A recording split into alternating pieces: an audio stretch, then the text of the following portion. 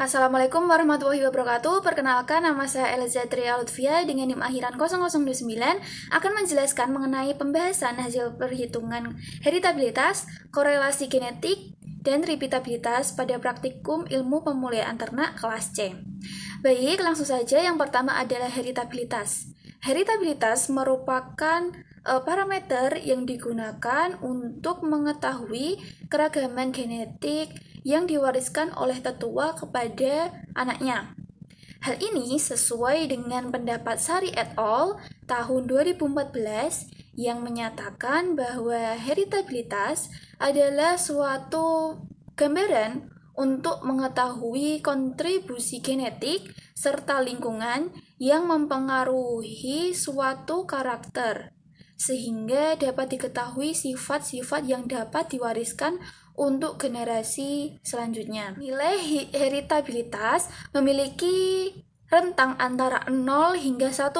Hal tersebut sesuai dengan pendapat Sari et al. Tahun 2016 yang menyatakan bahwa nilai heritabilitas itu tidak konstan.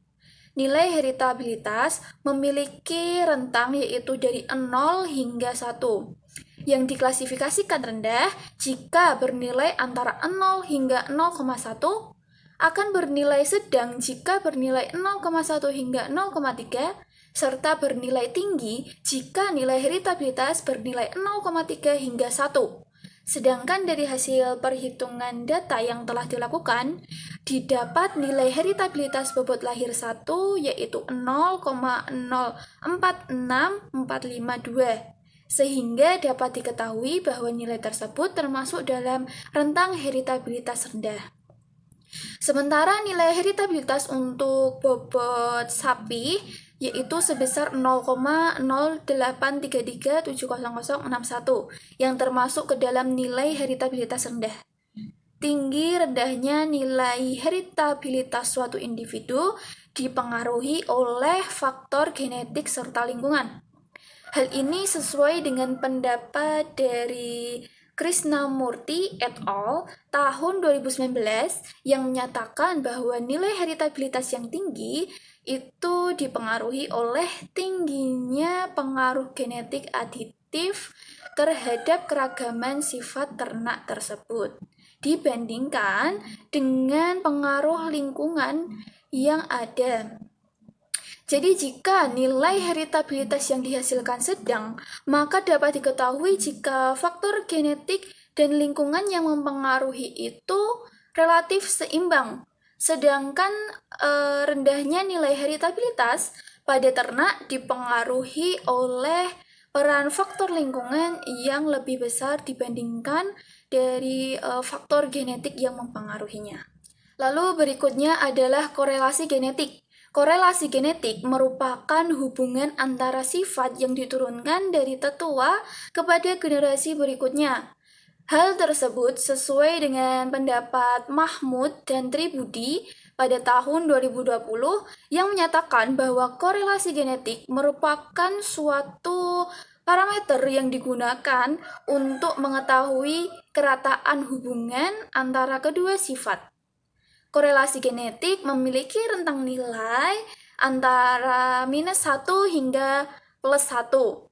Hal ini sesuai dengan pendapat dari Hamdani et al. Tahun 2020 yang menyatakan jika nilai korelasi sebesar -1 hingga -0,6 maka termasuk ke dalam nilai negatif tinggi. Akan bernilai negatif sedang jika bernilai antara -0,5 hingga -0,4. Lalu akan bernilai negatif rendah jika bernilai -0,3 hingga -0,2. Lalu akan bernilai sedang atau menengah jika bernilai antara -0,1 hingga 0,1. Lalu akan bernilai positif rendah jika bernilai 0,2 hingga 0,3, serta akan bernilai positif sedang jika bernilai antara 0,4 hingga 0,5. Dan bernilai positif tinggi jika bernilai 0,6 hingga 1. Dari hasil perhitungan korelasi genetik yang telah dilakukan, diperoleh nilai sebesar 1,071479 yang menunjukkan bahwa nilai korelasi genetik tersebut adalah tinggi. Menurut Oktarina tahun 2016, nilai korelasi genetik ini dipengaruhi oleh faktor genetik dan lingkungan yang ada. Lalu selanjutnya adalah repeatabilitas. Repeatabilitas merupakan suatu pengukuran kesamaan antara pengukuran suatu sifat yang diukur berkali-kali pada ternak yang sama selama ternak tersebut hidup. Hal tersebut sesuai dengan Un et al. Tahun 2016 yang menyatakan bahwa repeatabilitas merupakan suatu parameter genetik yang digunakan untuk mengetahui banyaknya kemunculan sifat dalam hidup seekor ternak. Rentang yang ada pada nilai repeatabilitas berkisar antara 0 sampai 1. Menurut Rahmawati et al. Tahun 2019, nilai repeatabilitas berkisar antara 0 hingga 1. Akan berada pada kategori rendah jika bernilai 0,0 hingga 0,2. Lalu kategori sedang jika bernilai 0,2 hingga 0,4. Serta kategori tinggi jika nilainya lebih dari 0,4. Berdasarkan hasil perhitungan yang telah dilakukan, didapat nilai repeatabilitas antar kelas bobot lahir sebesar 0,19302, yang menunjukkan bahwa nilai tersebut termasuk ke dalam nilai repeatabilitas rendah. Sedangkan nilai repeatabilitas dalam kelas bobot sapi diperoleh nilai 0,135158. Yang menunjukkan bahwa nilai tersebut juga termasuk nilai repeatabilitas rendah.